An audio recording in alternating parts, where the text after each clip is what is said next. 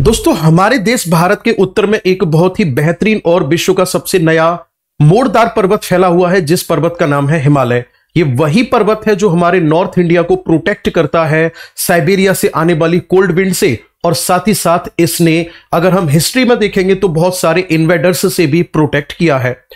ये हमारे भारत में पर्यटन को बहुत ज्यादा बढ़ावा देता है, क्योंकि यहां पर स्नोफॉल के साथ साथ ग्रीनरी वाले नजारे देखने को मिलते हैं और बहुत सारे लोग हमारे भारत के इस क्षेत्र की तरफ अट्रैक्ट होते हैं टूरिज्म के लिए।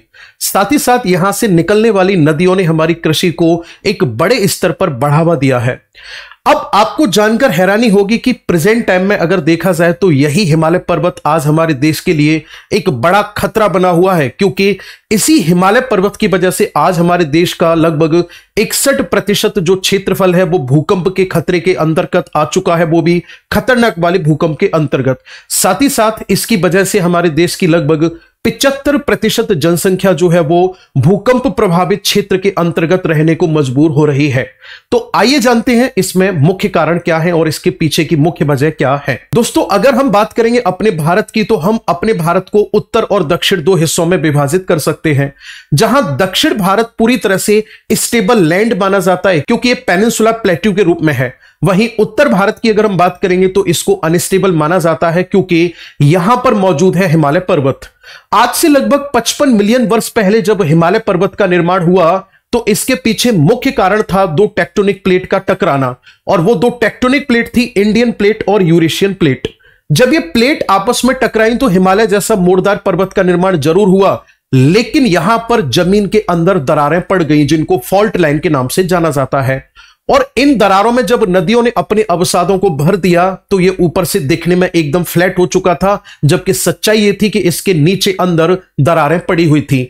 और ये स्ट्रक्चर सेम बिल्कुल वैसे ही है जैसे कि एक मकान की जर्जर हालत हो रखी है, उसकी दीवारों में दरारें पड़ चुकी हैं, और आपने एक पेंटर को बुलाया और बुलाने के बाद उस पर वॉल पेंट करा दिया।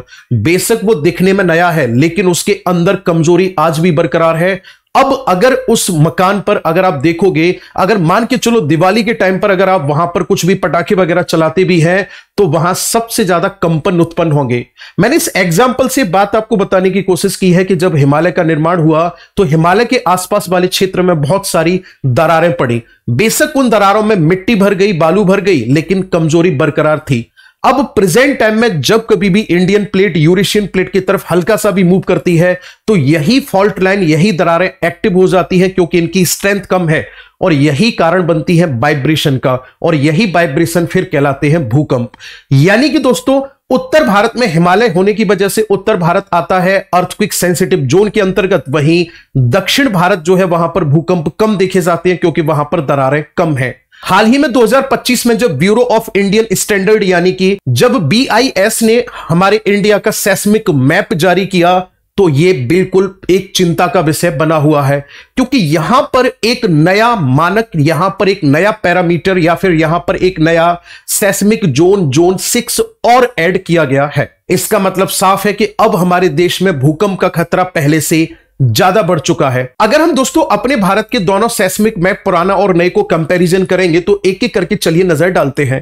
पहली बात तो यह है कि जो सेस्मिक जोन है हमारे भारत में वो पहला जोन है ही नहीं, यानी कि भारत का कोई भी क्षेत्र ऐसा नहीं है कि जहां भूकंप आ ही नहीं सकता। ऐसा तो हम कह ही नहीं सकते, भूकंप आएगा, लेकिन उसकी तीव्रता के आधार पर अलग अलग जोन में बांटा गया है। सबसे पहले पुराने वाले मैप पर नजर डालेंगे हम, तो सबसे खतरनाक क्षेत्र जो आपको डार्क रेड दिखाई दे रहा है, ये इसमें जम्मू कश्मीर का क्षेत्र, हिमाचल प्रदेश, उत्तराखंड और बिहार के साथ साथ पूरा का पूरा नॉर्थ ईस्ट आता था, और इसको अर्थक्वेक जोन रखा गया था 5 में। इसके अलावा जो आपको अर्थक्वेक जोन 3 दिखाई दे रहा है, जो येलो कलर में है, ये अर्थक्वेक 3 है, यानी कि यहां पर अगर हम देखेंगे तो थोड़ा सा कम तीव्रता का भूकंप आएगा, जबकि ये अर्थक्वेक जोन 4 है, यहां पर इससे ज्यादा उच्च तीव्रता का भूकंप आएगा। बाकी अगर हम बात करेंगे तो दोस्तों सेकंड वाला जो जोन है वो सबसे कम हमारे भारत में भूकंपी तीव्रता वाला क्षेत्र माना जाता है। लेकिन प्रेजेंट टाइम में अगर हम देखेंगे तो हमारे इंडिया का मैप ये है। यहां पर जो आपको दिखाई दे रहा है एकदम डार्क वाला जो जोन दिखाई दे रहा है, ये है जोन 6। यानी कि जोन 6 का मतलब साफ ये हो गया कि पूरा का पूरा जम्मू कश्मीर, हिमाचल प्रदेश और उत्तराखंड आज भूकंप के भयंकर रूप से चपेट में आने की इसकी आशंका है। और साथ ही साथ पूरा का पूरा नॉर्थ ईस्ट, यानी कि आप ऐसे कह लो कि लगभग अगर हम बात करेंगे तो यहां इस वाले पॉइंट से लेकर के पीओके वाले जोन से लेकर के पूरे नॉर्थ ईस्ट में आज भूकंप का जो खतरा है वो जोन 6 के अंतर्गत, यानी कि सबसे ज्यादा इस वाले क्षेत्र को भूकंप आने का खतरा है।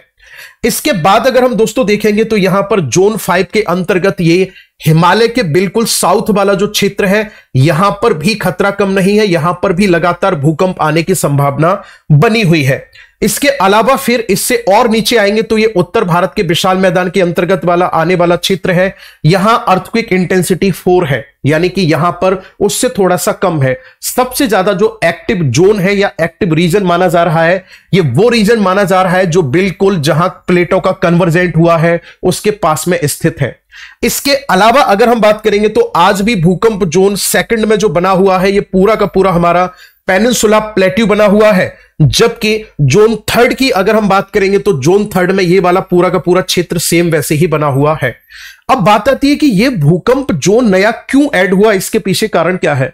दोस्तों इसके पीछे जो सबसे बड़ा मुख्य कारण है वो ये है क्योंकि इंडियन प्लेट लगभग 7 सेंटीमीटर पर ईयर के ऑर्डर में जाके टकरा रही है यूरेशियन प्लेट से। और साइंटिस्ट का इस बात का भी दावा है कि यहां पिछले 2 साल में एक बड़ा भूकंप नहीं आया है। तो इसका मतलब यह है कि जो टेक्टोनिक प्लेट्स हैं उनके अंदर एक बड़ी मात्रा में प्रेशर जो है वो लगातार क्रिएट हो रहा है और वो प्रेशर रिलीज नहीं हो पा रहा है। इसी प्रेशर की वजह से अगर अर्थक्वेक आता है तो हमारे उत्तर भारत में एक बहुत बड़े स्तर की जनधन की हानि देखने को मिल सकती है, क्योंकि उत्तर भारत में जो सेस्मिक जोन है, जो खतरा है वो बढ़ रहा है। अब ये तो प्राकृतिक कारण हो गया क्योंकि यहां पर टेक्टोनिक इवेंट की वजह से भयंकर भूकंप आ सकता है। अगर हम मानवीकृत कारणों की बात करेंगे, यानी कि एंथ्रोपोजेनिक कॉजेज की अगर हम बात करेंगे, तो यहां पर बहुत सारे कॉजेज ऐसे हैं जो कि अर्थ की क्रस्ट के अंदर लगातार ड्रिल करना, जैसे मेट्रो जैसे प्रोजेक्ट को यहां पर लगातार चलाना, साथ ही साथ ओवर कंस्ट्रक्शन करना, यानी कि आप एक बात सोचकर देखो, एक मजबूत क्रस्ट के ऊपर एक बड़ी बिल्डिंग को खड़ा करना और एक लूज सॉइल पार्टिकल के ऊपर एक बिल्डिंग को खड़ा करना, दोनों में कौन ज्यादा कमजोर होगा। तो जहां पर लूज सॉइल पार्टिकल के ऊपर ओवर कंस्ट्रक्शन किया जा रहा है वहां अर्थक्वेक आने की संभावना बहुत ज्यादा बढ़ रही है, क्योंकि वहां पर कंपन ज्यादा उत्पन्न होगी क्योंकि वो कमजोर है। और इसका सबसे बेहतर उदाहरण मैं आपको दे सकता हूं, एक तो जोशीमठ का और हमारी नेशनल कैपिटल दिल्ली का। जोशीमठ में ऐसा माना जाता है कि वहां पर लैंडस्लाइड के बाद जो डेवरिस था उसके ऊपर पूरा का पूरा जोशीमठ बसा दिया गया और उसके बाद में फिर वहां पर ओवर कंस्ट्रक्शन कराया गया। तपोवन वहां पर प्रोजेक्ट लाया गया जिसके अंतर्गत ड्रिलिंग की गई वहां पर, और इसी वजह से जोशीमठ आज लगातार नीचे की तरफ धसकता जा रहा है। अब नजर डालते हैं हम हमारी नेशनल कैपिटल की क्या हालत है, जहां पर हमारे भारत में सबसे ज्यादा जनसंख्या घनत्व देखने को मिलता है। दोस्तों अगर हम बात करेंगे हमारे ये यमुना नदी के आसपास वाली जो दिल्ली का क्षेत्र है, इस क्षेत्र की अगर हम बात करेंगे जो ईस्ट के अंतर्गत आता है, नॉर्थ ईस्ट और ईस्ट यमुना वाला जो क्षेत्र है, यहां पर लूज सॉइल पार्टिकल्स है, यानी कि यमुना के द्वारा लाए गए सेडिमेंट डिपॉजिट जो है उनके ऊपर ओवर कंस्ट्रक्शन यहां पर किया गया है। और यही कारण है कि यहां की सॉइल में स्ट्रेंथ नहीं है, तो जरा सा भी फॉल्ट लाइन यहां पर एक्टिव होती है तो दिल्ली में अर्थक्वेक जरूर आता है, यहां पर भूकंपी झटके महसूस होते हैं। वहीं अगर हम दोस्तों बात करेंगे यहां साउथ दिल्ली वाला जो क्षेत्र है, यह भी भूकंप प्रभावित क्षेत्र के अंतर्गत आ रहा है, क्योंकि इसके पीछे कारण है यहां पर ओवर कंस्ट्रक्शन बहुत ज्यादा किया गया है। साथ ही साथ दिल्ली के नीचे 3 फॉल्ट लाइन है, जिनमें से एक दिल्ली से महेंद्रगढ़ की तरफ जाती है, एक फॉल्ट लाइन दिल्ली से मुरादाबाद की तरफ जाती है और एक लाइन दिल्ली से जाती है मथुरा की तरफ। यानी कि नेशनल कैपिटल जो है हमारी वो ऑलरेडी 3 फॉल्ट लाइन के ऊपर स्थित है और ये फॉल्ट लाइन कनेक्ट होती है मथुरा से, ये फॉल्ट लाइन कनेक्ट होती है हिमालय से। इसके बावजूद यहां पर ओवर कंस्ट्रक्शन किया जा रहा है और साथ ही साथ मेट्रो जैसे प्रोजेक्ट के अंतर्गत लगातार ड्रिल कर करके अर्थ की क्रस्ट को कमजोर किया जा रहा है। हम प्राकृतिक कारणों को तो नहीं रोक सकते हैं, लेकिन हमें इन बातों पर विशेष रूप से ध्यान देना होगा कि हम ओवर कंस्ट्रक्शन को जितना कम से कम करें। साथ ही साथ हम जिन बिल्डिंग्स को बनाने जा रहे हैं उन बिल्डिंग्स को पूरे अर्थक्वेक मानक के आधार पर ही अगर बनाया जाए तो इससे कुछ प्रभावों को हम टाल सकते हैं, इससे जनधन की हानि को रोका जा सकता है। और दोस्तों ऐसा नहीं है कि सिर्फ और सिर्फ हिमालय में ही फॉल्ट लाइन है, मैं आपको लेकर चलता हूं एक और जानकारी की तरफ। अगर आप देखोगे गुजरात का जो भुज वाला क्षेत्र है यहां पर यह भी अर्थक्वेक जोन 6 के अंतर्गत रखा गया है। इसके पीछे कारण है दोस्तों, यहां अगर आपको जानकारी होगी तो पता होगा, 2001 की बात है जब यहां पर एक ब्लाइंड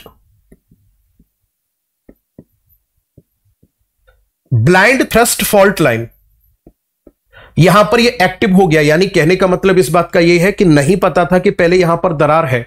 ये दरार बनी थी यूरेशियन और इंडियन प्लेट के टकराने से, लेकिन जब ये दरार अचानक से एक्टिव हो गई तो यहीं पर 2001 में एक गुजरात के भुज में खतरनाक भूकंप आया था। इसके अलावा अगर मैं बात करूंगा तो जो अंडमान निकोबार वाला क्षेत्र है ना दोस्तों, ये भी जोन 6 के अंतर्गत रखा गया है। इसके पीछे कारण है क्योंकि यहां इंडियन प्लेट वर्मी प्लेट से टकराती है, इस वजह से यहां पर भूकंप आते हैं। 2004 की बात है जब इंडियन प्लेट वर्मी प्लेट से टकराई तो इस अंडमान निकोबार के आसपास वाले क्षेत्र में भयंकर तीव्रता का भूकंप आया और इसके बाद सुनामी देखी गई और उस सुनामी के प्रभाव की वजह से हमारे भारत का जो ईस्ट कोस्ट है ये बुरी तरह से प्रभावित हुआ था। तो दोस्तों ये थी जानकारी अर्थक्वेक जोन का जो नया मैप हुआ है उससे रिलेटेड। अगर आप में से कोई स्टूडेंट ऐसा है दोस्तों, अगर आप में से कोई स्टूडेंट ऐसा है जो एसएससी के द्वारा कंडक्ट कराई जाने वाले किसी भी एग्जाम की तैयारी कर रहा है, तो आप लोगों के लिए हम हमारे अपने एप्लीकेशन करियरविल ऐप पर लेकर आए हैं एक बहुत ही बेहतरीन बैच, जिसमें केवल और केवल 999 रुपए की फीस में आप लोगों को इंडिया के बेस्ट एजुकेटर आपको पढ़ा रहे होंगे।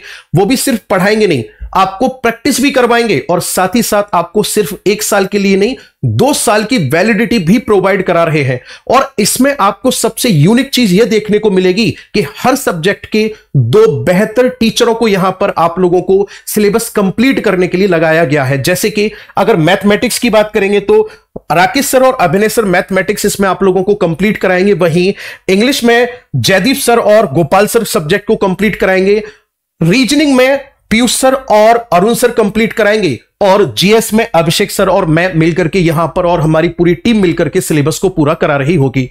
इसके साथ साथ अगर दोस्तों आप में से कोई स्टूडेंट ऐसा है जो तैयारी कर रहा है किसी भी स्टेट पीसीएस के एग्जाम की, सीडीएस जैसे एग्जाम की, तो हमारे सब्जेक्ट स्पेशल बैचेस भी आते हैं। हमारा जो सब्जेक्ट स्पेशल बैच है वो हमेशा टारगेटेड रहता है UPSC, SSC, bank, railway, defence, teaching और स्टेट एग्जाम जैसे ये सभी एग्जाम के लिए, साथ ही साथ स्टेट पीसीएस जैसे एग्जाम के लिए भी यूजफुल रहता है। केवल और केवल 599 रुपए में हम आपको यहां पर ज्योग्राफी की लगभग 180 लाइव क्लासेस प्रोवाइड कराएंगे, वो भी स्टेट वाइज मैपिंग के साथ और क्वेश्चन प्रैक्टिस के साथ। जो आपको कंटेंट कराया जाएगा वो एग्जाम ओरिएंटेड होने के साथ साथ एनसीईआरटी इंक्लूडेड होगा और एनसीईआरटी इंक्लूडेड होने के साथ साथ वो करंट अपडेटेड होगा और इसमें हम मैपिंग का, कॉन्सेप्ट का, स्टैंडर्ड बुक्स के कंटेंट का, हर चीज का ध्यान रखेंगे। तो दोस्तों जानकारी अच्छी लगी हो तो दोस्तों के साथ जरूर शेयर करना।